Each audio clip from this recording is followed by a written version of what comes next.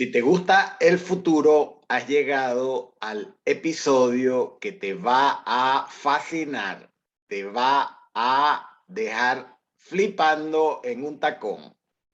Bienvenidos y bienvenidas a La Mirada del 11 de septiembre de 2021 por un petrolero venezolano y también a 3 predicciones para el año 2040. Comencemos. Somos la gente de la blockchain, el movimiento, la segunda oportunidad para que absolutamente nadie se quede sin los beneficios de las finanzas descentralizadas. Si quieres saber de qué va, puedes escuchar el episodio anterior.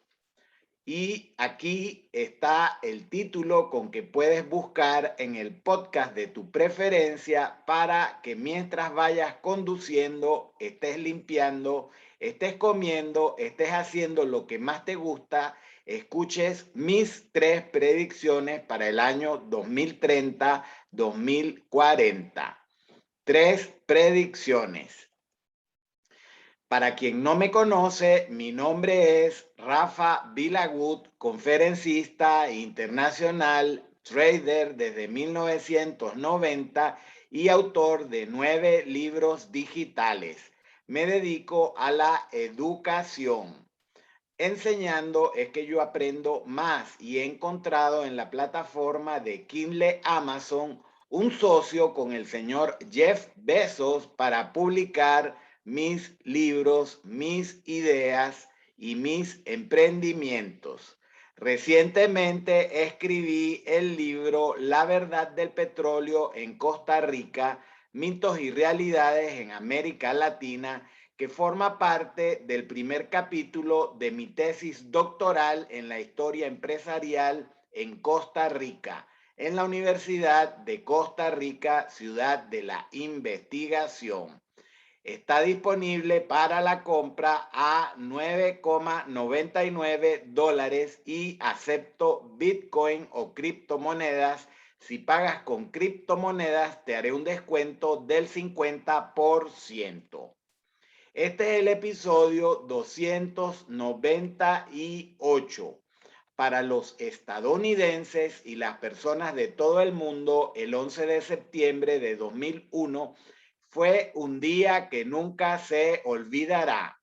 En 3 horas, los edificios más altos de Nueva York, que yo conocí en muchos viajes previos, quedaron reducidos a escombros y el Pentágono, el centro neurálgico de las Fuerzas Armadas estadounidenses, se incendió y se derrumbó parcialmente. 2.977 personas y 13 terroristas perdieron la vida ese día y muchos miles resultaron gravemente heridos con secuelas que continúan hasta el día de hoy. Y todo el planeta estaba en estado de shock colectivo, todavía tratando de entender cómo se permitió que en un acto coordinado de terrorismo de esa magnitud tuviera en lugar en el suelo estadounidense. Más con la retirada de las tropas de Afganistán. En los años 20 que han sido transcurridos desde esa época, los hechos que ocurrieron esa mañana se han analizado en profundidad desde 1000 ángulos diferentes.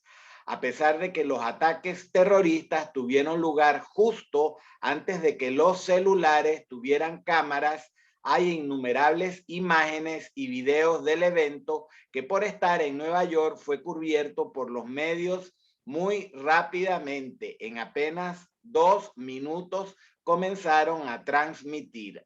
Ahora tenemos el informe de la comisión del 11S que recopila entrevistas de más de 1.200 personas en 10 países y se basa en 2,5 millones de páginas de documentos para presentar sus hallazgos.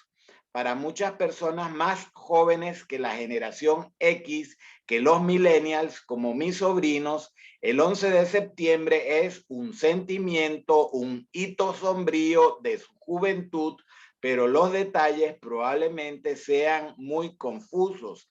La visualización de la línea de tiempo que les mostramos en este episodio es de Visual Capitalist y fue publicada en el día de ayer. Es un registro de alto nivel de lo que sucedió esa mañana durante las 3 horas en que todo cambió en el mundo y que estamos recordando 20 años después. Este podcast trata de los horribles acontecimientos vistos desde la perspectiva de un trader petrolero venezolano y ahora autor de libros digitales en Kindle, Amazon y Bitcoiner. Puedes descargar este documento completamente gratis de la plataforma academia.edu, Universidad de Costa Rica, Ciudad de la Investigación, Facultad de Ciencias Sociales, bajo el título Una mirada al 11 de septiembre de 2001 por un petrolero venezolano y 3 predicciones para el año 2040. Ahí les estoy dejando el enlace para que puedas descargar el documento PDF y lo puedas compartir con todas las personas de tu entorno si te parece interesante. Además, te invito a suscribirte al canal Ralvip de YouTube. A 20 años del 11 de septiembre, ¿es el mundo más seguro? Creemos que no para casi todos los seres humanos, los mortales, los 8.000 millones de almas que habitamos el planeta Tierra. Lógicamente, para los ricos y súper ricos es más seguro y para muchos regímenes dictatoriales y partidos comunistas como el de China también relativamente es seguro. Los atentados del 11 de septiembre de 2001, también llamados por el 11S y en inglés 9/11, fueron una serie de 4 atentados terroristas suicidas cometidos la mañana del martes 11 de septiembre de 2001 en los Estados Unidos, presuntamente por la red yihadista Al-Qaeda, que mediante el secuestro de aviones comerciales que salieron del aeropuerto de Boston y de otros aeropuertos Newark de Nueva York para ser impactados contra diversos objetivos.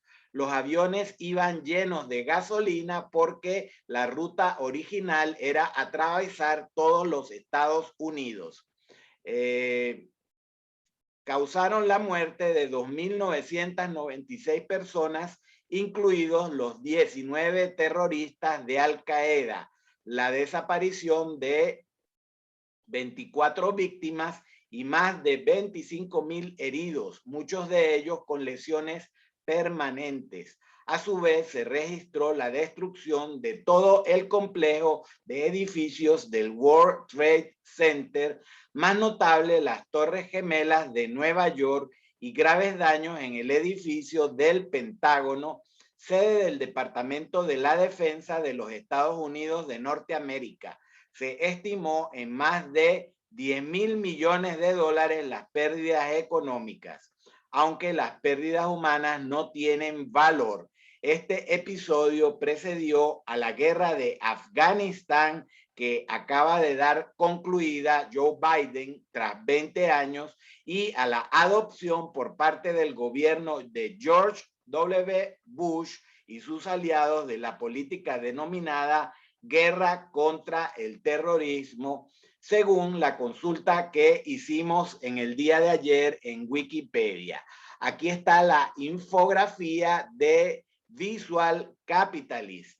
Debido a que los medios de comunicación pudieron cubrir el incidente con tanta rapidez, millones de personas presenciaron el impacto del segundo avión contra las Torres Sur en tiempo real apenas 17 minutos después del primer impacto, que se pensó en un primer momento que era una avioneta que había tenido un accidente.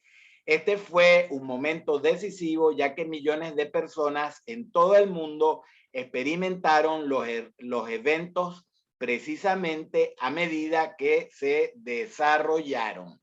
¿Qué estabas haciendo? ¿Qué sentiste tú en ese momento? Un antes y un después en la historia de la humanidad. En su forma más simple, los ataques del 11 de septiembre pueden describirse como un secuestro coordinado de 4 aviones comerciales, y ahí les estoy dejando el vuelo 11 de American Airlines, el vuelo 175 de United Airlines, el vuelo 77 de American Airlines y el vuelo 93 de United Airlines, que luego se utilizaron para volar hacia objetivos de alto perfil en la ciudad de Nueva York y Washington, D.C. Aquí hay un resumen de los aviones involucrados en el accidente. Todos iban con el combustible repleto porque iban a hacer un viaje de hasta la costa oeste de los Estados Unidos, para lo cual requerían tener los tanques de gasolina llenos. Eso fue lo que causó los incendios tan espectaculares que todos los que pudimos ver en ese momento lo que estaba pasando hace 20 años, no podíamos creer lo que estábamos viendo. Esto sucedió hace exactamente 7,305 días. Yo era trader en PDVSA Delta Ven, edificio La Estancia, en la Floresta. Nos enteramos del primer atentado de una avioneta, supuestamente, y cuando vimos el segundo atentado, inmediatamente todos pensamos, no hay 3 sin 2, por las pantallas de trading.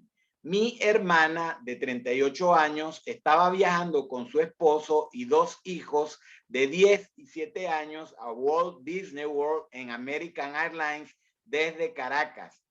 Venezuela era totalmente otro país.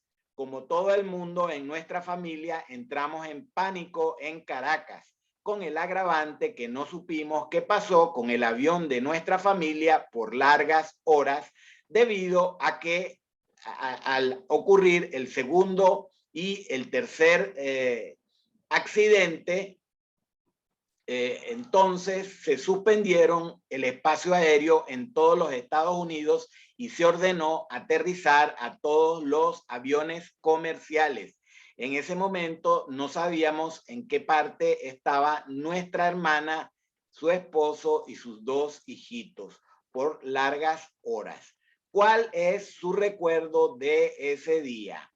De muchísimos países del mundo extranjeros también hubo víctimas. En segundo lugar fue de Inglaterra, hubo de Canadá, pero hubo un español y 13 venezolanos entre las 2,777 víctimas, más los 19 terroristas de Al Qaeda. La vida ha cambiado un montón. De PDVSA nos despidieron al año siguiente al 50% de la plantilla. Mis planes eran pensionarme en esa institución. Jamás imaginé que iba a vivir en Barcelona o que iba a trabajar en Holanda, en Eindhoven, o incluso que iba a vivir en San José de Costa Rica. En ese momento solamente tenía mi nacionalidad de nacimiento, que era venezolano, y jamás me imaginé que iba a tener de nacionalidades adquiridas la nacionalidad española en el 2003 y la nacionalidad costarricense en el 2014.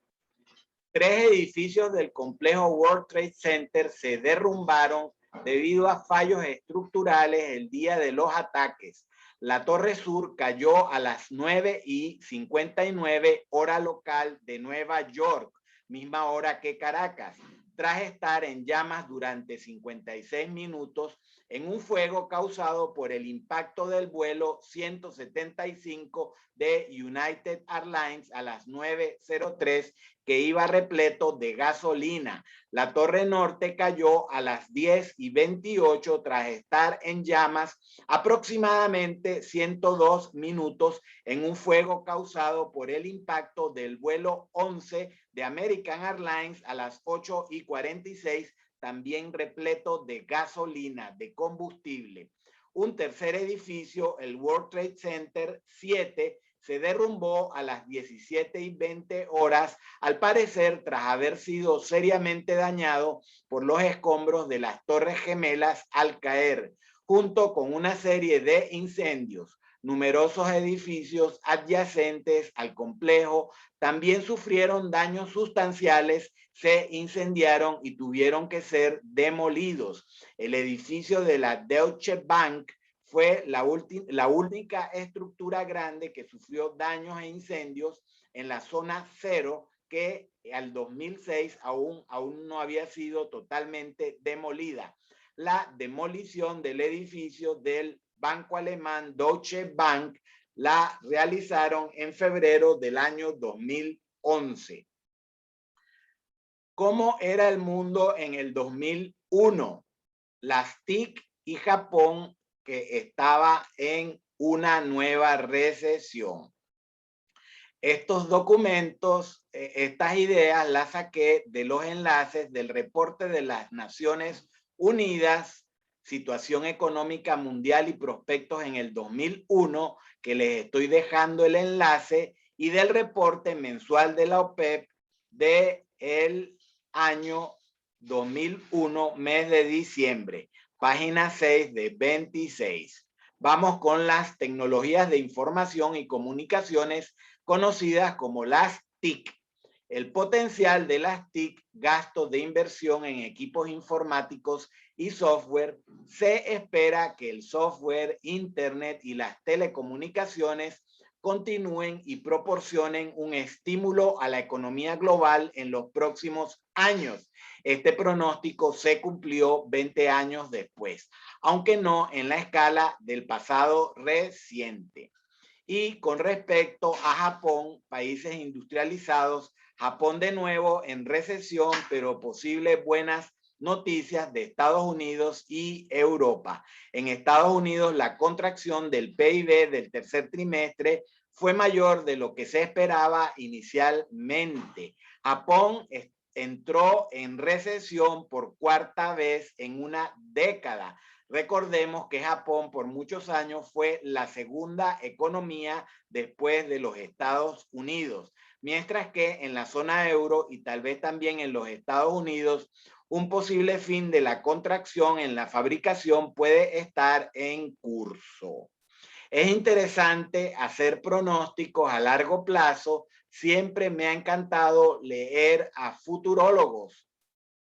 Muchísimos libros he leído al respecto.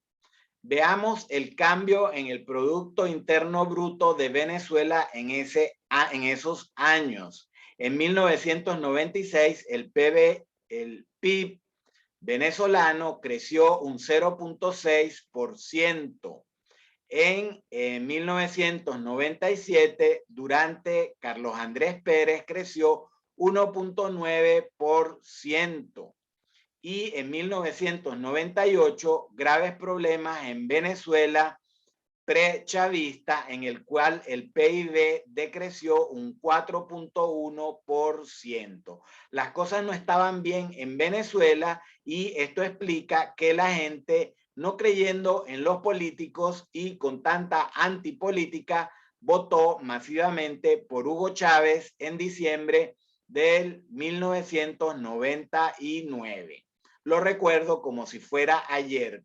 Por supuesto, yo no voté por Hugo Chávez. En el año 2000, el estimado de crecimiento del PIB, según el reporte del 2001 de las Naciones Unidas, fue un -1%. En ese tiempo, las mayores economías de Latinoamérica eran Brasil, la primera economía; México, la segunda economía; Argentina, con la crisis de su deuda; y Venezuela en el segundo año del socialismo petrolero del siglo XXI. En un artículo del 25 de abril del 2021, en la era Maduro, Nicolás Maduro, el PIB de Venezuela ha caído más del 80%.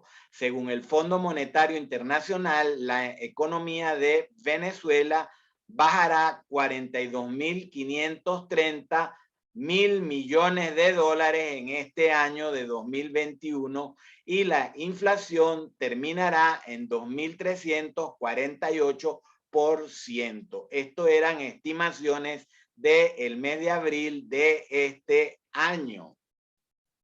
Vamos a ver una comparativa de cómo era el petróleo en el 2001, hace 20 años, en millones de barriles de petróleo diarios, y juntos usted y yo vamos a sacar algunas conclusiones sumamente relevantes. La demanda en 2001 de petróleo era de 75.73 millones de barriles diarios.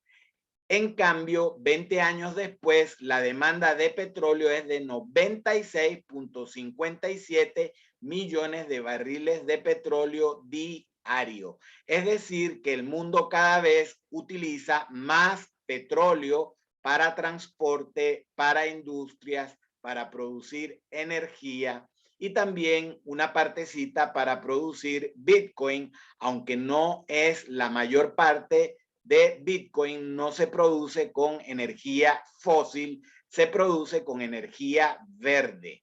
En el 2001, en Norteamérica, se consumían 24 millones de barriles de petróleo al día. En Europa Occidental, 15.10 millones. En los países del Pacífico de la OECD, 8.52 millones de barriles de petróleo diarios.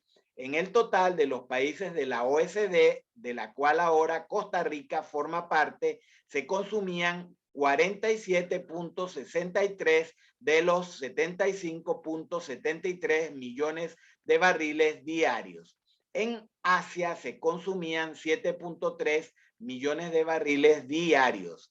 En América Latina, hace 20 años, consumíamos 4.7 millones de barriles de petróleo diario, y en el año 2021, en el mes de julio, consumimos en América Latina 6.29 millones de barriles de petróleo diario, según fuentes de la OPEP. En el Medio Oriente, hace 20 años se consumían 4.4 millones de barriles diarios. En la antigua Unión de Repúblicas Soviéticas Socialistas se consumían 3.96 millones de barriles diarios. En otros países de Europa, 0.76 millones de barriles diarios. Y en China, en ese entonces, hace 20 años, se consumían 4.95 millones de barriles de petróleo diario. 20 años después, en el mes de julio del 2021, en China se consumen 10 millones más de barriles, para un total de 14.30 millones de barriles de petróleo diarios. Vamos a revisar la parte de la oferta de la OPEP, que hace 20 años era de 26.53 millones de barriles diarios y 20 años después es de 26.657, es decir, exactamente la misma. Lo que ha cambiado son los países miembros de la OPEP y la contribución. Hace 20 años, Argelia producía 813.000 barriles de petróleo diarios al día. Indonesia, 1.183 mil barriles de petróleo diarios al día. Irán producía 3.497.000 barriles de petróleo diarios al día. Hoy, 20 años después, produce 2.485 millones de barriles. Kuwait producía 1.939 mil barriles de petróleo diario, es un ganador. 20 años después produce 2.426.000, a ser un país tan pequeñito y con tan poquita población, pero que produce tanta cantidad de petróleo, realmente la ciudad de Kuwait, como el ave fénix, resurgió de las cenizas de los incendios y se convirtió en una de las economías más ricas del mundo. Libia hace 20 años producía 1.3 millones de barriles de petróleo diario.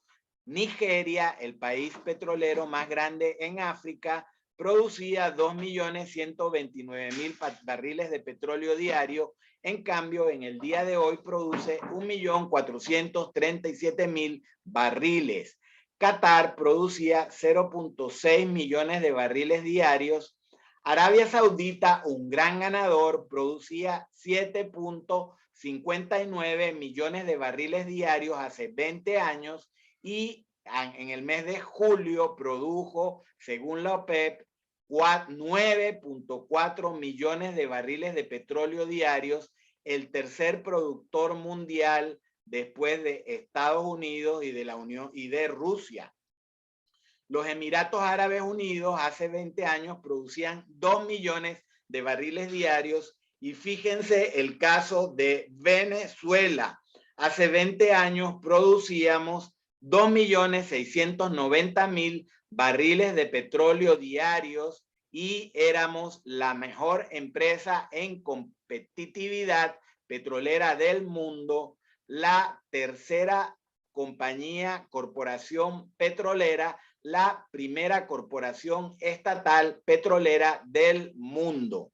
20 años después, Venezuela, cuya producción bajó a casi cero, está produciendo 512.000 barriles de petróleo diarios.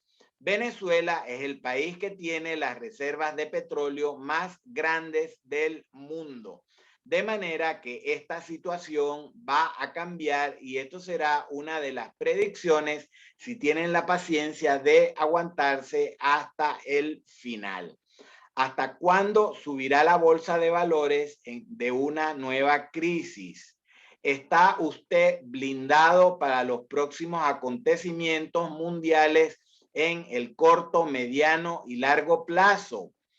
Algo seguramente va a pasar en el 2021 o 2022, como fue el cisne negro de la pandemia en el 2020.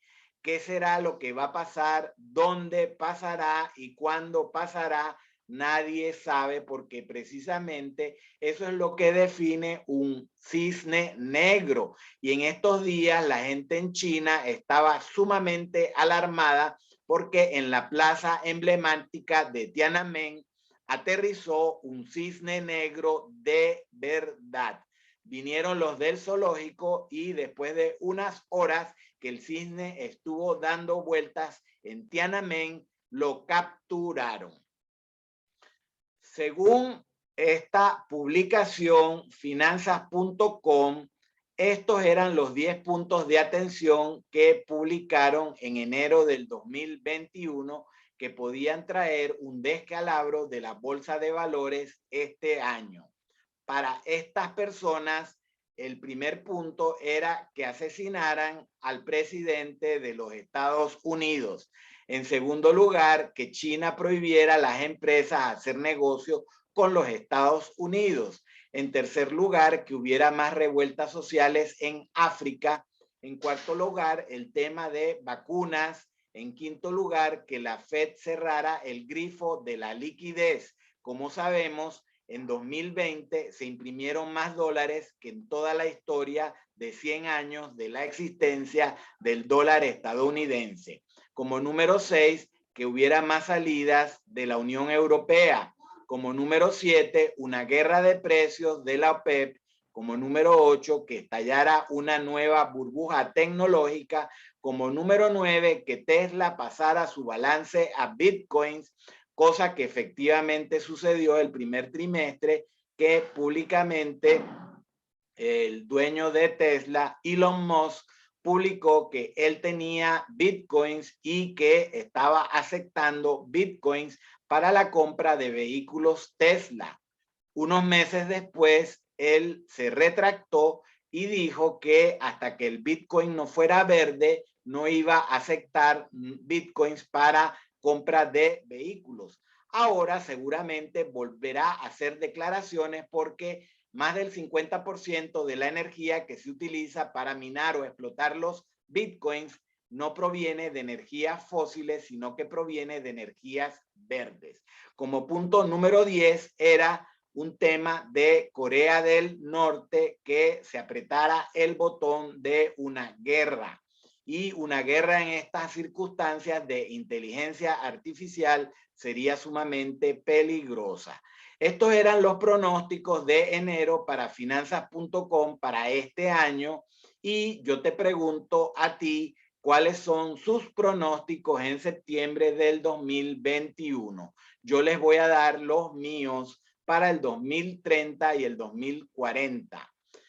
El año pasado incursioné en la minería de Bitcoin por invitación de mi amigo José Luis Santamaría.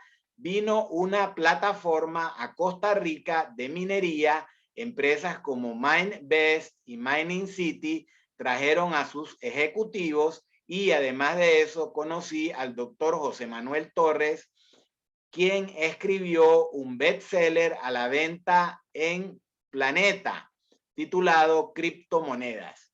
Esto me llevó a alquilar mis 10 primeros terahash en potencia de minería para minar el Bitcoin Ball, que el año pasado tenía una minería 3 veces mejor de lo que ha sido la minería del Bitcoin en el 2021. Aprendí muchísimo y gracias a esto pude redirigir todos mis robots de minería en la minería del Bitcoin desde el cuarto trimestre del 2020. Pero para que vean mi experiencia, desde febrero hasta mayo del 2020, escribí este libro, GitHub de Bitcoin BTC a Bitcoin Ball BTC-V. 12 años de criptodivisas experimentales. Edición en español, Kindle. Debido a la bonita experiencia que he tenido y más de 4,000 horas de estudio de la blockchain, las finanzas descentralizadas, los tokens no fungibles, las stablecoins, decidí publicar en el mes de julio La guerra del Bitcoin ha comenzado, transición acelerada de la hegemonía del dólar a los criptoactivos. También disponible para todos los países del mundo, edición en español de Kindle. En estos momentos estoy trabajando en mi 10º trabajo o libro digital que será publicado en el primer trimestre del 2022, Dios primero. Bueno, ahora sí llegamos a mis 3 predicciones en años venideros para Venezuela y las nuevas finanzas descentralizadas. Con la número 1, en 2021 se utiliza mucho más petróleo que en 2001, especialmente en China y América Latina. La transición a la nueva sociedad sin petróleo para la movilidad terrestre, aérea y por agua se llevará más de 20 años hasta bien entrado el 2040. India y África serán las economías que más crezcan en población y demanda de energía. Al tener las reservas de petróleo más grandes del mundo, a Venezuela le toca retomar su papel histórico y convertirse en el país con la corporación de energía de capitalización de mercado más grande del mundo. Es la nueva PDVSA y Venezuela que aprenderá de los errores del pasado, como hicieron muchos países después de la Segunda Guerra Mundial, que los dejó en las ruinas, Alemania entre ellos. Mi predicción es que Venezuela estará entre los top 3 países, los 3 principales países más importantes de América Latina, que son Brasil, México y Venezuela, en menos de 10 o 15 años. Vamos con mi segunda predicción. Bitcoin, BTC, principal proyecto de los criptoactivos y primera institución financiera del mundo por encima de JP Morgan, de las tarjetas de crédito Visa y Mastercard, de plataformas de pago como PayPal y de todos los bancos chinos juntos, seguirá su tendencia ascendente con muchas correcciones a la baja, y otros países lo adoptarán como moneda de curso legal, siguiendo el ejemplo de El Salvador, que desde el 7 de septiembre es moneda de curso legal en ese país, el Bitcoin, junto con el dólar. La gente que no se eduque seguirá con mucho miedo y los ricos y poderosos se harán con muchos Bitcoin. La oportunidad no excluye a nadie, en especial que todo el mundo puede minar o explotar Bitcoin alquilando un robot ASIC SHA-256, utilizando el movimiento La Segunda Oportunidad como intermediarios, si tienen la confianza en nuestra preparación, en nuestra experiencia y en nuestra honestidad.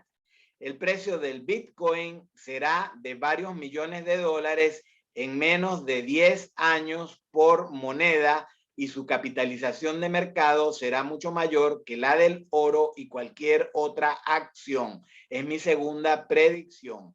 En 10 años, si Dios me da vida, compararé la lámina siguiente, Company Market Cap, con la del momento. Mi tercera predicción es que el francés retomará protagonismo como lo tenía en el siglo XIX y será parecido al español y al inglés para el mundo occidental. Es por eso que desde el 2017 inicié mis cursos de francés en la Universidad de Costa Rica, que seguí durante 2 años. ¿Cuáles son sus predicciones para el 2030 y el 2040? Si Dios me da vida y estoy bien de salud, en 10 años estaré comparando la capitalización de mercado del oro, 11.3 trillones de dólares, de la empresa Apple, si sigue viva, de 2.5 trillones de dólares, de Microsoft, de 2.2 trillones de dólares, de Google, de 1.9 trillones de dólares, de la compañía petrolera Saudi Aramco, de 1.8 trillones de dólares, Amazon 1.7, el mercado de la plata 1.3 trillones de dólares, Facebook 1 trillón de dólares con 2 activos. En primer lugar, con el Bitcoin, que esperaría que el precio supere el $1.000.000 y varios millones de dólares en 20 años. Y también con la nueva corporación energética de Venezuela, que debería de estar entre los principales tres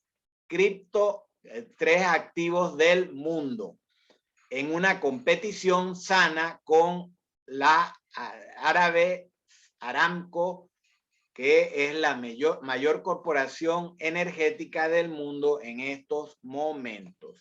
Si te ha gustado, te invito a ver los últimos episodios del movimiento La Segunda Oportunidad M2O, la gente de la blockchain. Aquí tengo el 291, el Bitcoin alcanzó $50.482, el 292, donde explico qué es la gente de la blockchain, el 293, se avecina una mega tormenta en la bolsa de valores, esta es otra de mis predicciones, el 294, mineros de Bitcoin jubilosos porque este año ha sido espectacular y las recompensas mineras de Bitcoin han superado ampliamente las del Bitcoin Vault, lo cual expliqué en el episodio de ayer. En el episodio 295, Bitcoin, nuevos ímpetus en septiembre. En el episodio 296, hablo del crash spread del Bitcoin, en el cual perdió en un día $10.000. Y en el episodio de ayer hablo de los proyectos principales, prueba de trabajo con más potencia de minería, como son el Bitcoin, el BTCV, el Electric Cash, el Bitcoin Cash y el Bitcoin Satoshi Vision. Esto es para que te vayas preparando para lo que sigue ocurriendo en el mundo en el corto, mediano y largo plazo. Muchísimas gracias. Si te gustó, por suscribirte, por dejar tus comentarios, por corregirme. Como ser humano cometo muchas equivocaciones más a mis 60 años de edad, o por inconformidades que puedas tener con cualquiera de las instituciones que he mencionado en este podcast. Si deseas comunicarte con la gente de la blockchain, el movimiento, la segunda oportunidad, para que absolutamente nadie quede excluido de los beneficios de las finanzas descentralizadas y el Bitcoin, puedes hacerlo a la cuenta de Gmail Bitcoin Second Chance o al teléfono celular en Costa Rica más 506-6110-8665. Este documento contiene información disponible para el público general y nuestra comunidad. Estas fuentes han demostrado ser confiables. A pesar de ello, no podemos garantizar la integridad o exactitud de las mismas.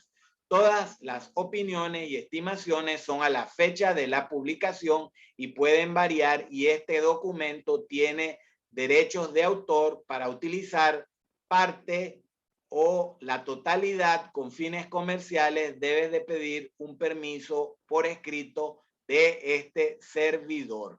La información contenida no es una predicción de resultados ni se asegura ninguno. Así pues, muchísimas gracias por acompañarme este jueves, ya acercándose el viernes y sobre todo el aniversario de número 20 de los atentados terroristas en Nueva York del 20 de septiembre de 2001. Muchísimas gracias y hasta la próxima oportunidad en que sigamos compartiendo valiosa información. Desde San José de Costa Rica, a ser las 10:30 de la mañana, se despide Rafa Vilagut.